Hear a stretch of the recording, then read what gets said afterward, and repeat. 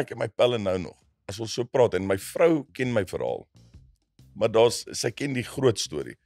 Nou sal hulle hom wil inkleer met spesifieke aande, en daai partykeer skok my net soveel, soos wat dit my vrou skok, want dan sê ek soos, ek het nie dit gedoen nie, dan sê hulle, ja, onthou jy? Ja, onthou jy. Dan dink ek soos, man, was ek daai ou wat so gesyp het.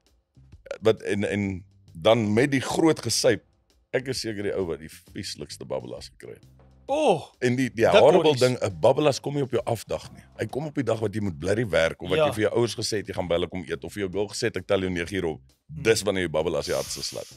En ek het hom gekry, ek het nie net fisiese pyne gehad en lamgheid nie, ek het in 'n depressie ingegaan, want ek kan nie glo ek doen hierdie elke keer aan myself nie. Maar saam met daai is, ek bedoel, daar sit ons, en baie mense kry dit mos anders, né? Jy kry die honde wat ons langs jou sit, daai 2 Dobermans, daai Magnum PI, daar was sulke Dobermans met sulke gesnyde ore, sulke collars gehad. Dis altyd, hulle sondaande, dan sit hulle ons by jou. Gaan deur jou foon, jou WhatsApp, om te kyk wie moet jou om verskoning vra, en dan dink ek, maar waarvoor moet ek om verskoning vra? Ek weet nie eens wat ek gedoen het nie, maar ek weet ek moet jammer sê. Ja, en dan sit so, dan bel jy net so, hoorie, Jesus, dankie vir gisterand se kuier.